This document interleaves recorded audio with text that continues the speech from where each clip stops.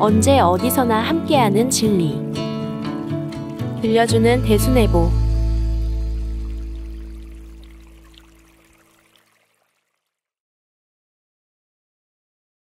조선에 온 관성제군.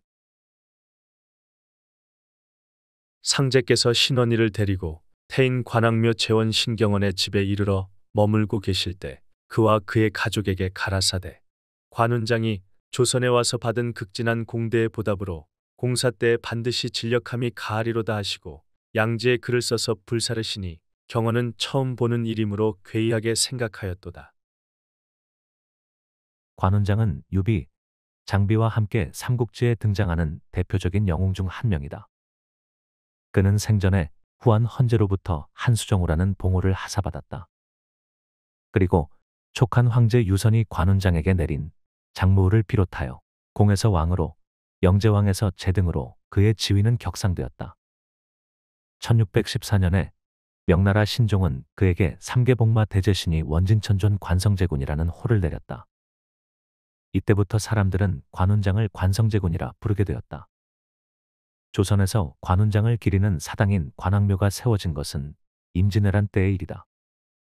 1592년 4월 18만여 명의 외병이 조선을 침략하자 선조는 명나라의 원병을 요청하게 되었고 조명연합군의 반격에 밀려 외병은 경상도 지역으로 후퇴하였다. 이후 외병과 정전협상이 진행되었지만 협상이 결렬되며 전쟁이 다시 일어나게 되었는데 이것이 정유재란이다. 이때 명나라 신종은 추가로 지원군을 4개 부대로 편성하였는데 동일원을 중군, 마귀를 동군, 유정을 서군 그리고 진린을 수군 사령관으로 삼아서 파병하였다. 진린은 이순신과 연합함대를 이루어 노량해전에서 공을 세운 인물이다. 이때 파병된 명나라 장수 진린이 1597년 남대문 밖에 최초로 관악묘를 세우며 관운장에 대한 신앙이 조선에 퍼지게 되었다. 이 글에서는 관운장이 조선에서 어떻게 극진한 공대를 받았는지를 알아보고자 한다. 왕실에서의 수용과 공대. 유학을 숭상하며 무보다 문을 중시하던 조선에서 유학과 접점이 없는 중국의 무장인 관운장을 받아들이는 문제는 처음부터 어려움을 겪었다. 명나라 장수들이 남대문 밖에 관악묘를 세운 후 이를 기념하는 제례와 연회를 개최하였는데 여기에 선조가 참석하는 문제를 놓고 조선에서는 불편한 감정을 드러냈다. 중국의 신하를 모신 관악묘에 조선의 왕인 선조가 참석해야 하는지, 참석한다면 어떤 형식으로 참여할 것인가에 대하여 찬성파와 반대파 간의 격렬한 논의가 있었다. 황응양 등의 찬성파는 임난 극복의 은인인 명나라 장수들이 세운 관운장 의사당인이 가야 한다고 주장하였고 반대파는 참배 의식에 대하여 국조오레이에 없기에 준거할 만한 예절이 없으니 경솔히 관악묘에 갈 수 없다며 반대 의견을 내세웠다. 그리고 이덕형을 중심으로 한 절충파는 가기는 가되 명나라 장수들과 같은 예를 행하는 것은 곤란하다는 주장을 내세우며 논쟁을 벌였다. 선조 자신도 왕의 신분으로서 중국의 장수였던 관운장에게 배려하는 데 대하여 반발하였다. 하지만 선조는 관악묘에 나아가 분향한 다음 술 석잔을 이어서 올리고 재배하였다. 전쟁이 끝나고 추가로 동대문 밖에 관악묘가 건립되었는데 이를 놓고도 선조와 명나라 장수들은 건립이치를 두고 신경전을 벌이기도 하였다. 조선왕실에서 관운장에 대한 인식의 변화가 생긴 것은 광해군 때의 일이다. 광해군은 관왕묘를 명나라와의 외교적 의전 장소로 삼고 명나라 사신들이 올 때면 이곳을 의례적으로 방문하도록 하였다. 이를 위해 광해군은 남관왕묘와 동관왕묘의 관리 상황을 점검하여 파손된 곳을 수리하게 하였고 매년 봄과 가을 경칩과 상강일의 관리를 보내어 제사를 모시도록 하였다. 그리고 외국으로 가는 사신 행렬의 전별 장소로도 사용하였다. 그래서 동대문 밖과 남대문 밖에 지어진 관악묘는 그 지리적인 특성으로 인하여 외국의 사신으로 갈 때는 무사히 이곳으로 다시 돌아오기를 기원하는 장소가 되었고 돌아와서는 임금을 만나기 전에 옷을 갈아입고 의관을 갖추는 장소로 이용되기도 하였다. 숙종 초기에는 선대의 관행대로 관악묘에 헌관을 보내 치제를 올리게 하였다. 숙종은 삼국지를 읽다가 관운장의 충의에 감동해서 관악묘를 찾을 때도 있었는데 1691년 2월에는 숙종이 동관왕묘에 들러 참례하고 그 다음 날 관제의 충의를 본받아 왕실을 지키도록 하라는 명을 내리면서 관훈장의 충의를 강조하였다. 또한 숙종은 직접 관훈장의 절의와 충성심을 찬양하는 시를 짓고 그것을 목판에 새겨 동관왕묘와 남관왕묘에 걸게 하였고, 임진왜란 때 명나라 장군들이 세운 후 전쟁이 끝나고 방치되어 있던 안동, 성주 등 지방에 있던 관왕묘를 수리하게 하였다. 영조와 정조 때에도 관왕묘에 대한 치제는 계속되었다. 영조는 즉위하자 바로 동관왕묘에 들렀고, 즉위 원년인 1725년 4월에는 관원을 보내 관왕묘의 치제와 충의를 흠모하고 존주대의의 뜻을 보이라는 명을 내렸다. 조선시대 때 국가에서 지내는 재앙은 그 규모에 따라서 대사, 중사, 소사로 구분하였는데, 영조와 정조는 이를 기록한 국조올의 의설에 관왕묘의 치제를 공식적으로 포함시켰다. 영조는 1744년에 관왕묘의 제사를 소사에 포함시켰고, 정조는 1785년 이를 중사로 격상시켜 거의 매년 관왕묘에 참례하여 배례를 올렸다. 이렇게 우리나라와 무관한 중국의 무관인 관훈장의 제사를 국가에서 공식적으로 지내는 재앙에 포함시켰다는 사실은 매우 이례적이다. 왕을 비롯한 신료들이 관훈장에게 배양하기 위해 관왕묘의 제례에 참석하고 이 자리에서 왕이 직접 배례를 올리며 술잔을 올리는 의례를 행한 것이다. 이 재앙은 관훈장에게 국가의 안위를 기원하는 뜻을 담은 제사라 할 수 있다. 이러한 국가의 공식적 재앙은 당시 조선에서 관훈장이 얼마나 공대를 받았는지 알 수 있는 대목이다. 또한 이렇게 국가에서 관왕묘의 치제를 지낸다는 점은 백성들에게 관훈장에 대한 신앙의 전파에 영향을 주었던 것으로 보인다. 관훈장을 공대하려는 노력은 고종대에도 계속되었는데, 그의 관훈장에 대한 관심은 정치적인 차원을 넘어 신앙에 가까웠다. 고종의 재위 기간이 외세의 침탈로 나라의 운명이 위태로웠던 시기였던 점을 생각해보면 그가 관훈장의 위신력에 나라의 안위를 의지하려 했던 태도는 일면에서는 이해가 된다. 이러한 경향은 관훈장과 관련된 서적들이 이 시기에 다수 출간된 것으로도 나타난다. 대표적으로는 1876년에 관훈장의 사적을 그림과 함께 표현한 관제성적도지 전집과 관훈장 신앙과 관련한 자료를 수집한 해동성적지가 간행되었다. 또한 1880년에 관훈장에 관한 신앙적인 내용이 담겨 있는 과화존신과 삼성운경이 발간되었다. 한편 명성황후는 1882년에 일어난 이모군란을 피해 충주로 내려가게 되었는데, 여기서 그녀는 무당인 진령군을 만나게 된다. 그 무당이 명성황후의 환궁 시기를 알려주었는데, 그것이 마침 들어맞자 이것이 연이 되어 명성황후는 그녀를 궁으로 불러들여 가까이 두었다. 진령군은 스스로 관훈장의 딸이라고 하였고, 명성황후는 그녀를 위하여 관왕묘의 건립을 건의하였는데, 고종은 1883년 가을에 북관왕묘를 건립해 진령군을 그곳에 머물게 하였다. 다음 해에 일어난 갑신정변 때 고종은 북관왕묘에 피신하여 머무르기도 하였는데, 고종과 명성황후는 관훈장의 위신력으로 무사할 수 있었다고 생각하여 북관왕묘를 증축하도록 하였다. 고종은 북관왕묘에 친히 비문을 지어주었을 정도로 큰 관심을 보였고, 비문의 글씨는 민영환이 썼다. 관훈장이 조선에 전래된 이후 300여 년 동안 왕실에서 직접 관왕묘를 건립한 사례는 이때가 처음이었다. 국호를 대한제국으로 고치고 황제로 즉위한 고종은 관훈장에게 현령소덕의열 무한관제라는 호를 내리고 나는 일찍부터 관훈장을 공경하고 감탄하였다 라고 고백하였다. 그리고 관왕의 충성과 의로움이 여전히 남아 여러 차례 조선을 도왔으니 그를 더욱 경모해야 된다 라고 하였다.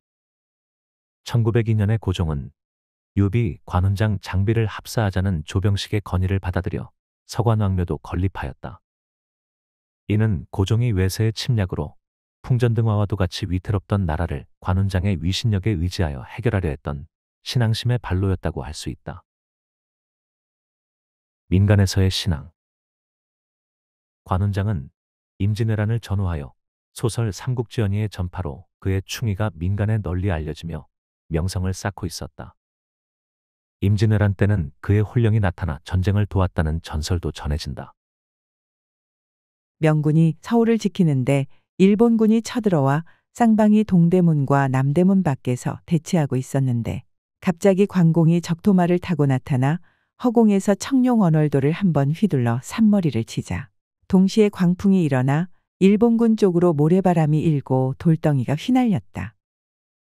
명나라 군사는 이 광경을 보고 사기백배하여 쳐들어가 일본군을 격파하고 승리를 거두었다. 일찍이 임진년과 정유년의 외란 때에 관우의 신령이 여러 번 나타나 신병으로서 싸움을 도와주어 명의 장수와 군사들이 모두 말하길 평양의 싸움에서 이긴 것과 도산에서의 싸움과 삼도에서 외병을 구축할 때 관우의 신령이 늘 나타나 음조하였다. 관운장이 신명으로서 나타나서 전쟁을 도왔다는 그러한 이야기는 관악묘가 건립된 이후 널리 알려져 있었다. 이러한 전설은 관운장의 신령함을 믿는 민중들의 바람이 담겨 있는 것으로서 왕실과 달리 민간에서는 관운장을 신앙으로 받아들인 사례로 볼 수 있다. 관운장의 영험함을 믿는 사례는 연암 박지원이 지은 연암집 영처고서에서도 찾아볼 수 있다. 우사단 아래 도저동에 푸른 기와를 얹은 사당에는 얼굴이 윤기가 나고 붉으며 수염이 달린 장엄하고 엄숙한 관운장 상이 있다. 사녀가 학지를 앓게 되면 그 좌상 아래에 들여놓아서 관운장 상을 보고 놀라 정신이 나가고 넋이 빼앗기도록 하여 한기를 몰아내는 빌미가 된다. 학질에 걸린 사람을 관악묘에 들여보내 치료한다는 것은 관운장이 신령하고 영험하다는 믿음이 민간에 널리 퍼져 있었음을 확인시켜준다. 상황이 이렇다 보니 관악묘는 관운장의 영험함을 믿고 복을 비는 사람들이 항시 모여드는 장소가 되었다. 이러한 민중들의 양상은 승정원일기에서 간접적으로 찾아볼 수 있다. 사대부들이 가서 기도하고 유생들도 드나들었다는 기록이나 일반 백성들이 분향하는 것은 금지할 필요가 없으나 무녀들이 분향하고 그곳에서 기도를 드리는 것은 금지해야 한다는 내용을 통해 관악묘는 민중들이 복을 기원하는 신앙적 기도처였음을 알 수 있다. 숙종 때에는 자빈들이 관악묘에 출입하여 관운장의 상징인 수염을 잘라갔다라는 기록이 있는데 이 때문에 숙종은 일반 백성들이 관악묘에서 제사를 올리는 행위를 음사로 규정하고 이를 금지하는 조치를 취했다. 영조 때에도 동관악묘와 남관악묘에서 복을 비는 사람들이 너무 많아 금지령을 내렸다는 기록이 있다. 정조 때 발간된 한경지략에는 도성 안의 선비집 부인들이 관제에게 기도하면 영험이 나타난다고 하여 향화와 공양이 사철 끊이지 않았다라는 기록이 있다. 이렇게 관악묘에 출입하는 사람들이 많았다는 것은 민간에서 관운장 신앙이 크게 성행하고 있었음을 보여준다. 민간에서 관운장 숭배의 열기가 급격하게 확산된 것은 19세기 후반 고종 때였다. 당시 민간에서 복마성제라는 글을 써서 문미에 항상 붙여놓았다는 풍습은 관운장의 위신력으로 집안의 애군을 막으려는 믿음이었다고 볼 수 있다. 이처럼 관운장에 대한 신앙이 성행하자 자신이 바로 관운장의 아들이나 딸이라고 주장하면서 혹세무민하여 돈이나 금품을 갈취하는 행위도 늘어났다. 1899년 2월에 화재로 남관악묘를 중수할 때 관운장의 아들이나 딸로 자처하는 사람이 너무 많아 국고의 지원 없이도 관악묘의 중건이 가능할 것이라는 기사도 있다. 독립신문 1899년 4월 10일자에는 차소사라는 여인이 자기 집에 관왕의 화상을 걸고 기도하였는데 경찰이 단속하여 화상을 남관악묘로 옮기고 책, 예단, 향 등은 남관악묘의 창고지기에게 맡겼다는 기사도 나온다. 1904년 8월 23일 대한매일신보에는 경무청의 조사를 빌어 당시 무당, 잡술사 등 관운장을 모신 자가 서울에만 500명이라는 기사도 보인다. 이처럼 민간에서 관운장 숭배의 열기가 높았던 것은 사람들이 관운장의 영험함을 믿었고 그만큼 액을 피하고 복을 구하기 위하여 관운장 신명에 의지하고 있었음을 알 수 있다. 민중들에게 관운장은 단순한 역사적 인물이 아니라 영험한 신명으로서 지극히 공대해야 할 대상으로 여겨졌던 것이다. 맺은 말. 관운장은 중국 삼국시대 유비를 도와 전장을 누비다가 서주의 합의성 전투에서 유비의 가족과 함께 조조에게 포로로 잡혔다. 이때 조조는 관운장을 회유하기 위해 그를 극진히 대우하였는데 유비에 대한 충의의 마음에 변함없었던 그는 끝내 유비를 찾아갔다. 하지만 당시 조조로부터 큰 은혜를 입었다고 여겼던 관운장은 적벽대전에서 패하고 도주하는 조조를 화용도에서 만났을 때 그 은혜를 생각하여 조조를 살려주기도 하였다. 그래서 관운장의 충과 의는 사후에도 사람들의 가슴에 남아서 의리를 대표하는 인물이 되었다. 관운장을 기리는 관악묘가 우리나라에 전래될 때에는 임진왜란이라는 당시의 상황이 말해주듯 불가피하게 유입된 감이 있다. 그러다가 조선 후기의 정치적인 상황의 변화와 함께 그의 충의가 강조되며 왕실에서 적극적으로 수용되었다. 관운장에 대한 왕실의 공대는 영조대에 국조소골의 의설회에 관악묘의 의례가 기록되면서 제도화되었다. 특히 고종은 관운장에 대하여 적극적인 관심을 보였는데 외세의 침탈로 위태로웠던 나라를 보존하기 위해 관운장에 대한 신앙적 태도를 보이기도 하였다. 관악묘가 국가의례에 포함되어 공대의 대상이 되고 관운장이 신명으로 나타나 이적을 보였다는 이야기의 전파와 함께 그의 영험함에 의지하려는 사대부들과 백성들은 관악묘에서 기도를 올렸다. 민간에서는 관운장에 대하여 신앙적 태도를 보였는데 고종대에는 이러한 신앙이 절정에 이른 시기로 관운장에 대한 향화와 공양이 끊이지 않았다. 이처럼 관운장이 조선에 와서 끊이지 않는 향화와 공양을 받았기 때문에 상제님께서는 관운장이 조선에 와서 받은 극진한 공대의 보답으로 공사 때에 반드시 진력함이 가하리로다. 라고 말씀하셨다. 하지만 관운장이 공사에 어떻게 힘을 다하고 있는가를 짐작할 수 있는 구절은 전경에 구체적으로 보이지 않는다. 다만 상제님께서 관운장을 공사에 쓰셨음을 추측할 수 있는 구절이 있다.